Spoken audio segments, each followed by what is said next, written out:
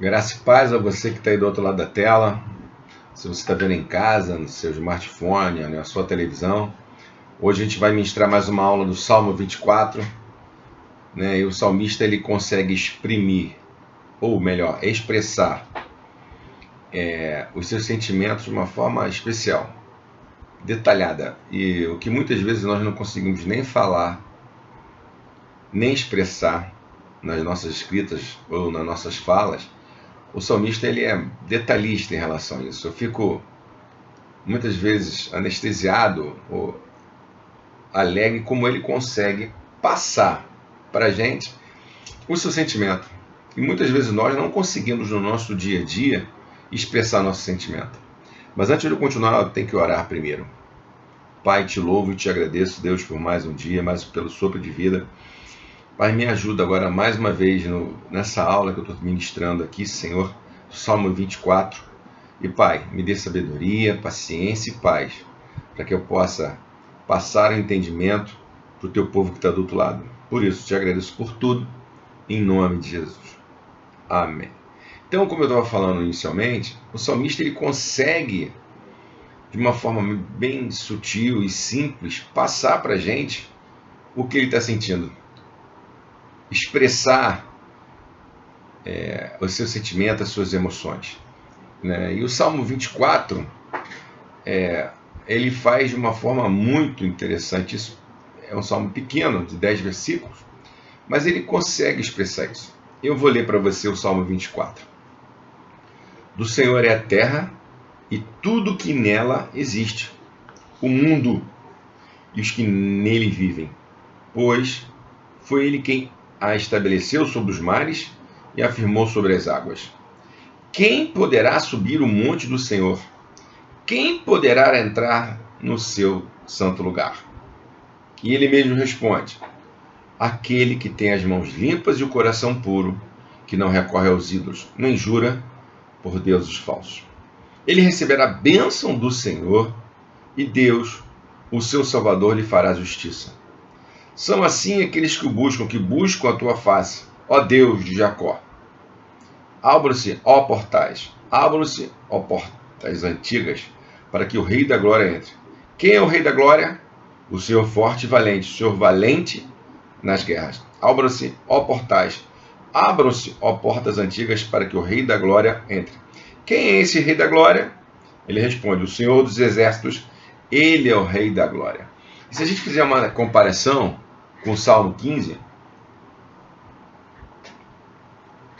se você puder ir lá abrir sobre um pouquinho antes, sobre o Salmo 15, ele faz quase, não é parecido porque um versículos a menos, mas ele é muito no contexto. Olha o que ele fala no Salmo 15. Se você puder voltar aí na sua Bíblia um pouquinho, você vai entender o que eu estou falando para você. Senhor, quem habitará no seu santo monte ou no seu tabernáculo? A resposta: aquele que é íntegro em sua conduta e pratica o que é justo, de coração fala a verdade, e não usa a língua para difamar, que nenhum mal faz ao seu semelhante, e não lança calúnia contra o seu próximo, que rejeita quem merece desprezo, mas honra os que temem o Senhor, que mantém a sua palavra mesmo quando sai prejudicado, que não empresta o seu dinheiro visando algum lucro, nem aceita suborno contra o inocente. Quem assim procede nunca será abalado. Então são muito parecidos, principalmente nas suas introduções. E o Salmo 24, quando ele diz: do Senhor é a terra e que tudo nela existe, e o mundo que neles os que nele vivem. Gente, é uma forma de se expressar diferente. Se a gente não tivesse a Bíblia, graças a Deus, o nosso Pai, ele permitiu que essas escrituras chegassem a gente para abrir nossa mente. E neste Salmo, ele nos leva a observar as maravilhosas operações do Espírito na mente do salmista, permitindo que ele toque essa parte do Salmo como uma canção. E se a gente analisar, Salmo 22 e o 23, eles vêm nesse mesmo pensamento, né? Proferindo palavras majestosas e triunfantes. Podemos fazer o cantar todas as coisas quando o Senhor nos fortalecer. Então, quando você está firme na palavra do Senhor, firme nas promessas, a gente consegue, né, passar o entendimento para as pessoas.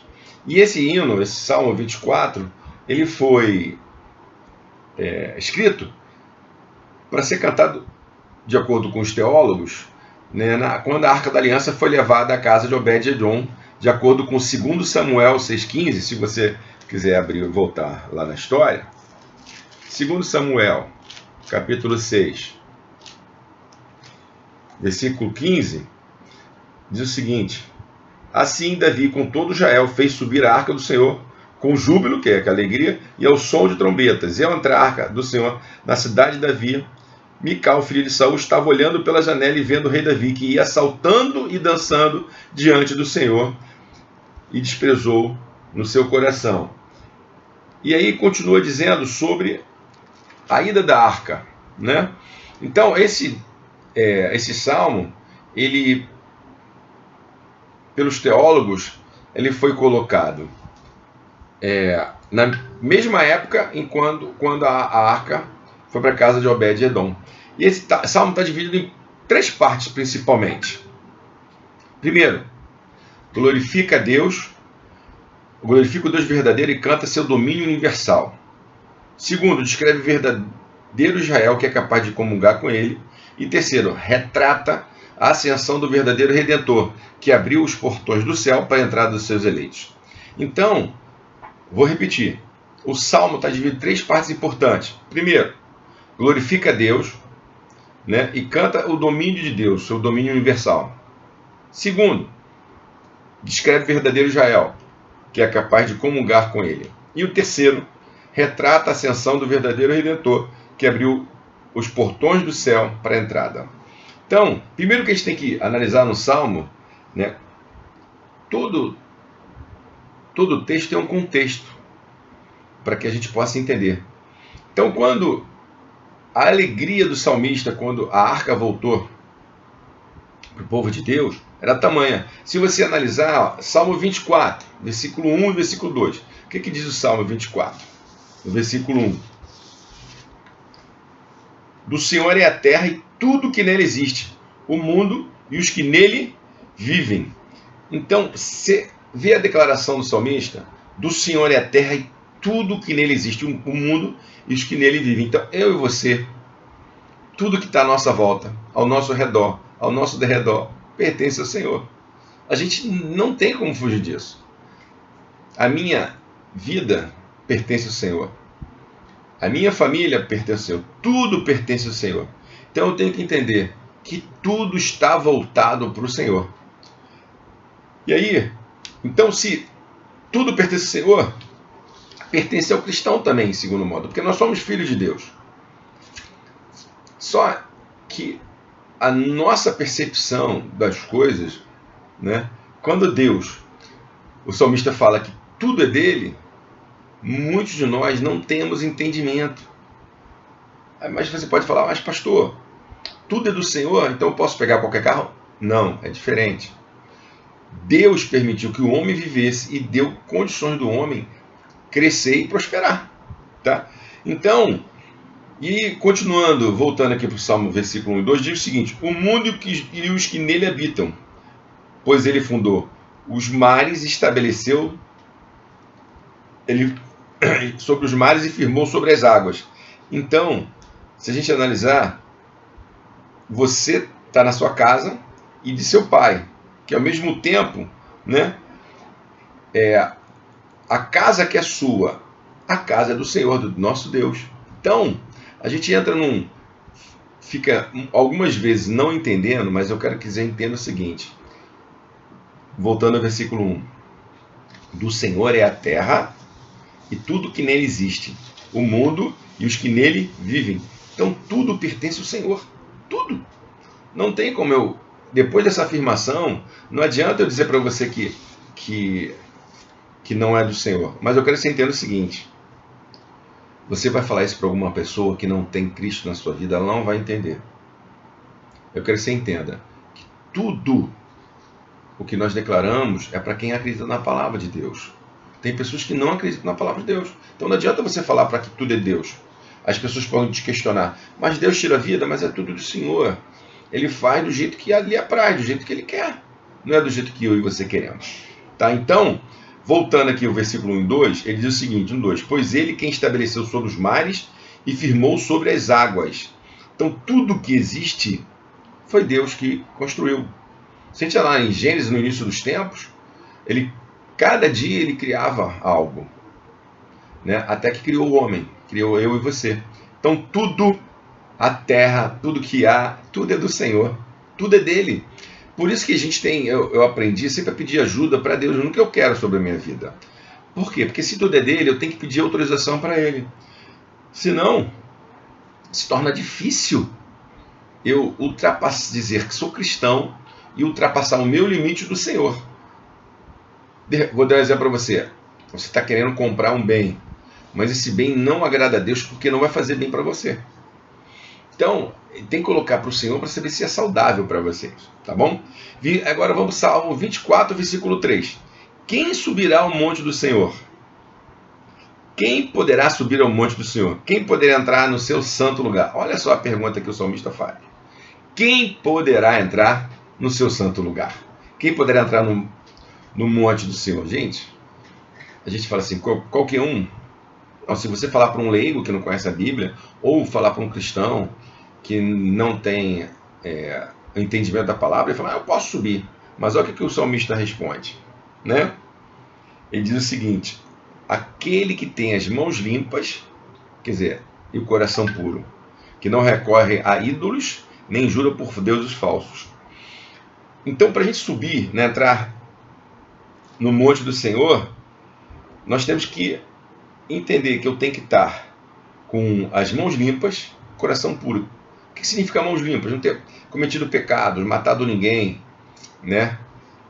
E coração puro, porque tem inúmeras pessoas aonde você vive, aonde você anda, que tem um coração muito pecaminoso, tem pessoas muito armadas. Se a gente analisar, a gente vivemos no Brasil agora, e tem gente que ainda vive a eleição de 2018, que as pessoas estão muito armadas, discutindo, como a Bíblia fala, até conversa tola, que não tem necessidade. Então a minha função e a tua é orar por todos os homens, como fala Romanos 13, 1 Coríntios, e Romanos 13 e 1 Timóteo capítulo 2. Então, versículo 1, a gente tem que entender o seguinte, para mim entrar no monte do Senhor, a resposta que o próprio texto diz é o seguinte, coração puro e que não recorre aos ídolos, nem jura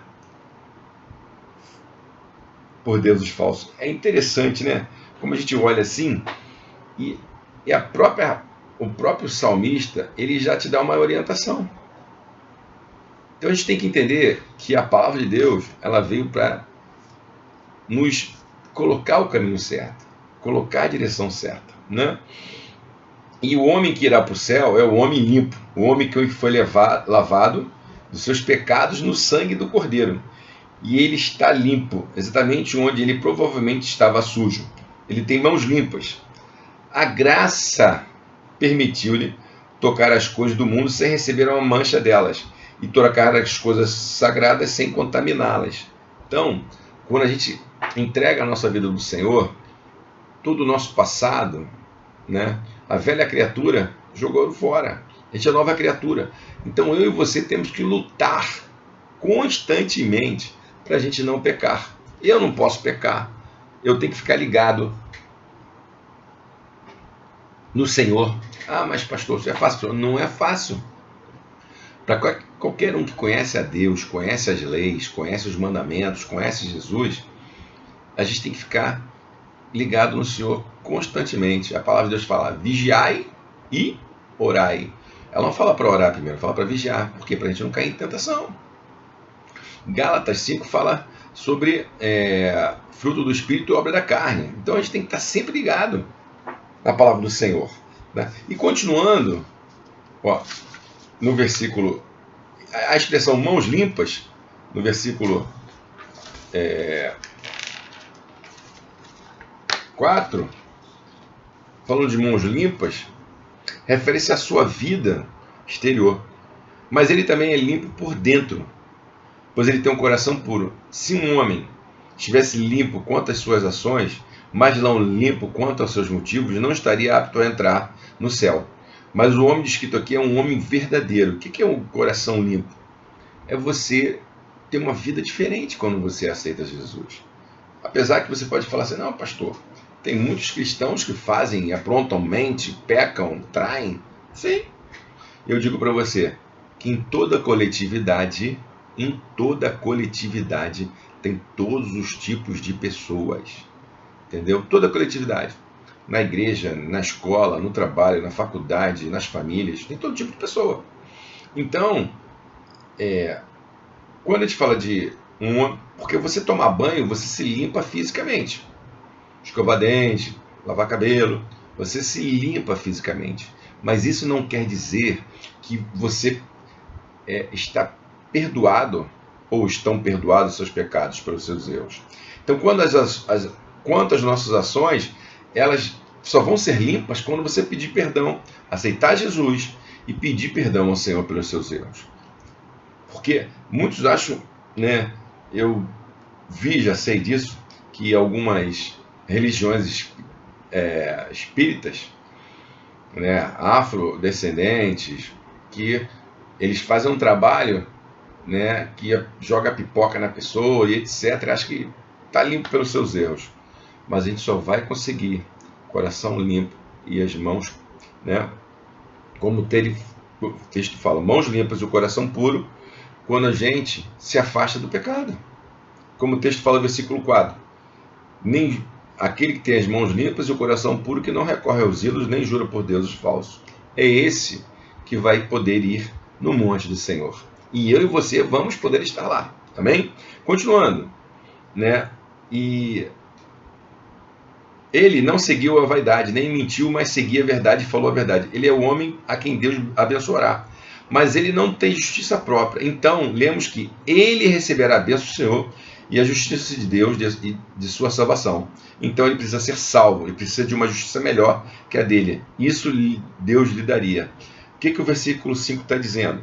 Ele receberá bênção do Senhor e Deus, o seu Salvador, lhe fará justiça. Então, quem vai fazer justiça? Que Isaías fala que a nossa justiça é igual a trapo de imundícia, não vale nada. Por isso que quem vai fazer a minha justiça e a sua é Deus. Entendeu?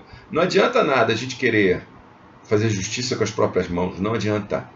Porque a nossa justiça é errada e equivocada. Quem pode fazer a justiça sobre a tua vida é Deus. E outra coisa, muito interessante. Se você tem dúvidas sobre alguma coisa que você acha injusto, ore a Deus, que Ele vai dar direção para você. Fale com o Senhor. Tudo, coloque tudo para o Senhor, porque Ele é a tua justiça, socorro bem presente nas tribulações. Continuando, porque o tempo passa, e nós temos aqui 30 minutos para tentar falar com você. Salmo 24, versículo 6 diz o seguinte,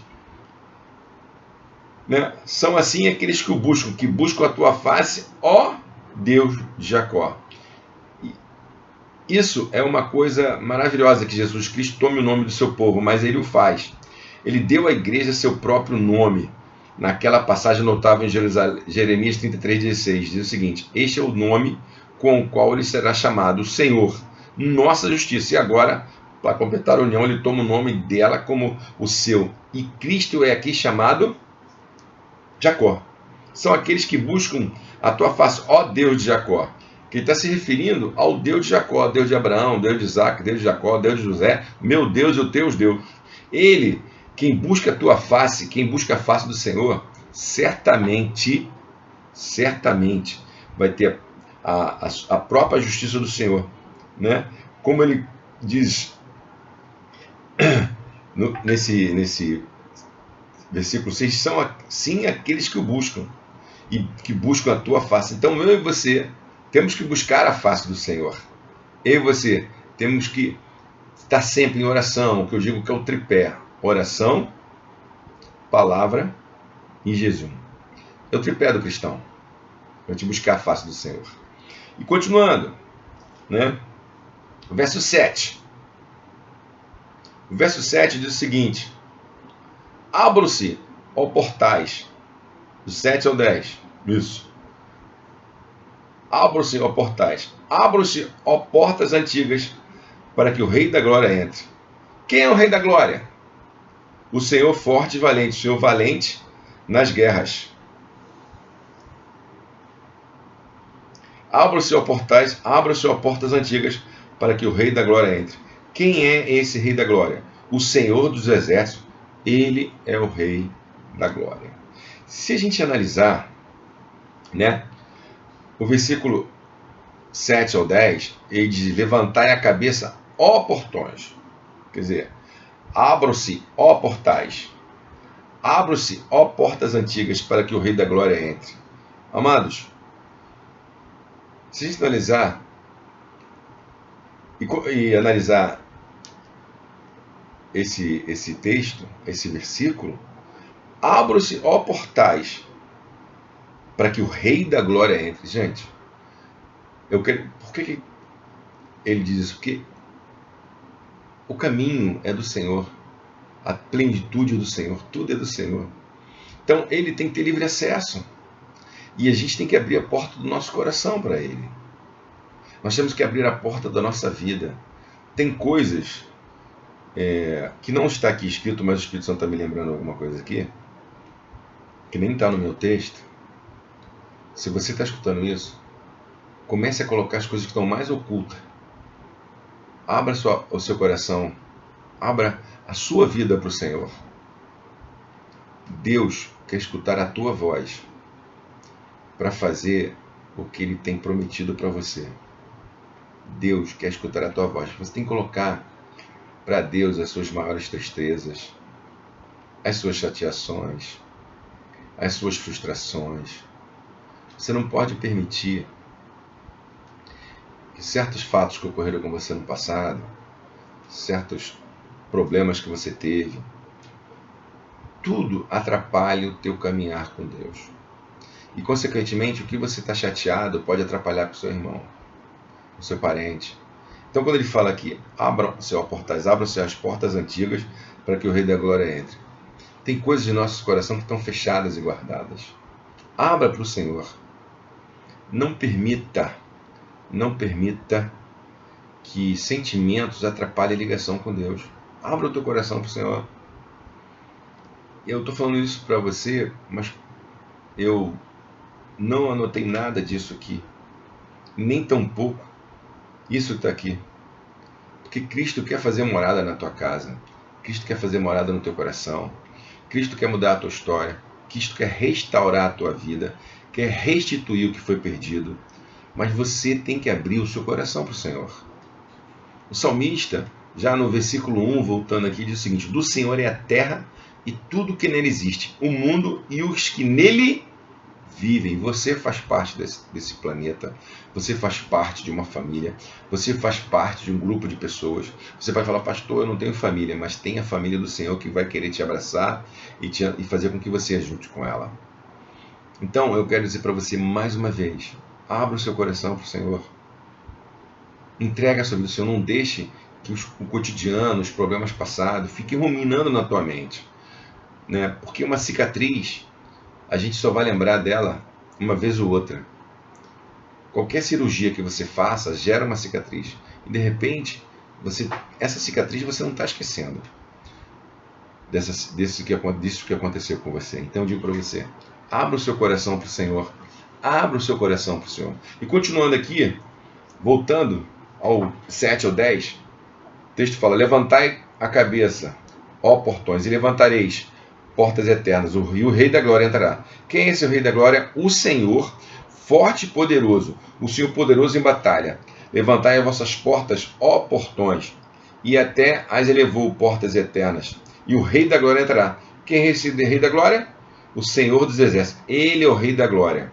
Então, amados, agora, se Cristo é nosso pastor aqui na nossa terra, Ele nos faz deitar nos pastos verdes de sua graça. Ele também será nosso pastor nos pastos celestiais. E além daqui, lá também Ele será nosso pastor. Lá em cima, nos cumes da glória, onde o Cordeiro que está no meio do trono nos alimentará e nos conduzirá às fontes vivas de águas. E teremos prazer para sempre. seguir o Cordeiro aonde quer que ele vá.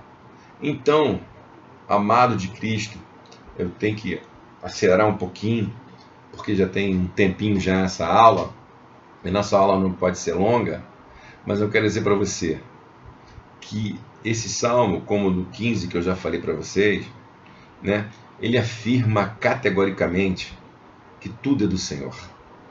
Tudo é do Senhor. Tudo é de Deus. A terra é do Senhor. Os seus parentes são do Senhor. Você é do Senhor. A tua família é do Senhor. Tudo é do Senhor. Tudo. E o Cordeiro de Deus, que tira o pecado do mundo, ele veio para nos levar para ficar junto com ele. É esse amor que Deus tem por mim e por você. Como é que um Deus se preocupa tanto com um povo pecador e muitas vezes se afasta da presença dele? É esse Deus que está aqui, é esse Deus que está me orientando a dizer isso para você, é esse Deus que me dá sempre a sabedoria e dê sabedoria para você. Porque o texto, repetindo, olha o que o versículo 10 diz: quem é esse Rei da Glória? E ele responde: o Senhor dos Exércitos. Ele é o Rei da Glória. É ele que não perde uma batalha. Ele pode perder. Você acha que você foi derrotado, mas digo para você o seguinte: a glória do Senhor, tudo é do Senhor. E eu quero que você entenda que esse salmo ele está dividido em 3 partes, né? Glorifica o verdadeiro Deus e canta, né, e declara o seu domínio universal. A segunda parte descreve o verdadeiro Israel, aquele que pode ter comunhão com ele. E a terceira parte retrata a subida do verdadeiro Redentor, que abriu as portas dos céus para a entrada de seus eleitos. Então, eu quero dizer para você, abra o seu coração para o Senhor. Você é filho dele, você tem direitos, privilégios, mas também tem deveres.